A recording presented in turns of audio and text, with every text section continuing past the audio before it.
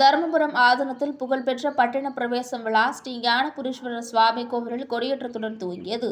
மயிலாடுதுறை மாவட்டம் மயிலாடுதுறை அடுத்த தருமபுரத்தில் 16ஆம் நூற்றாண்டை சேர்ந்த தருமபுர ஆதீன மடம் அமைந்துள்ளது. மடத்தில் 1500 ஆண்டுகள் பழமை வாய்ந்த ஸ்ரீ ஞானாம்பிகை உடனுரை ஸ்ரீ ஞானபுரீஸ்வரர் சுவாமி ஆலயம் அமைந்துள்ளது. ஆலயத்தில் 10 நாட்கள் நடைபெறும் வைகாசி பெருவிழாவில் பட்டின பிரவேசம் எனப்படும் ஆதீன கர்த்தரை பல்லக்கில் சுமந்து வீதி உலா வரும் முக்கிய நிகழ்ச்சி நடைபெறுவது வழக்கம். இதனை முன்னிட்டு இதற்கான கொடியேற்ற விழா தருமபுரம் ஞானபுரீஸ்வரர் ஆலயத்தில் இன்று நடைபெற்றது. இதனை முன்னிட்டு பஞ்சமூர்த்திகள் கொடிமரத்திற்கு எழுந்தருளினர். அங்கு கொடிமரத்திற்கு சிறப்பு அபிஷேக ஆராதனைகள் நடைபெற்றது. தொடர்ந்து வேதியர்கள் மந்திரம் ஓத மங்கள வாத்தியங்கள் முழங்க ஆலய கொடிமரத்தில் ரிஷப கொடி ஏற்றப்பட்டது. நிகழ்ச்சியில் தருமபுரம் ஆதீன மடாதிபதி ஸ்ரீலஸ்ரீ மாசிலமணி தேசிக ஞானசம்பந்த பரமச்சாரியர் சுவாமிகள் உள்ளிட்ட திரளான பக்தர்கள் பங்கேற்றனர்.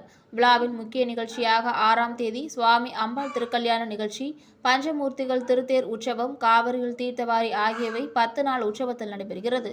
மேலும் ஆதீன மடத்தில் தருமபுரம் ஆதீன குருமுதல்வர் ஸ்ரீ ஞானசம்பந்த பரமச்சாரிய சுவாமிகளின் குருபூஜை பெருவிழா 10 நாட்கள் உற்சவமாக நடைபெறுகிறது.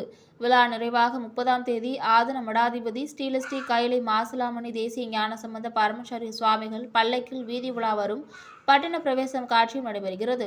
கடந்த 2022ஆம் ஆண்டு பட்டின பிரவேச நிகழ்ச்சியின் போது மனிதனை மனிதன் சுமப்பதாய் என திராவிட இயக்கங்கள் எதிர்ப்பு தெரிவித்த நிலையில் தமிழக அரசு தடை செய்து தொடர்ந்து பக்தர்கள் எதிர்ப்பை அடுத்து மீண்டும் அனுமதி வழங்கியது குறிப்பிடத்தக்கதாகும்.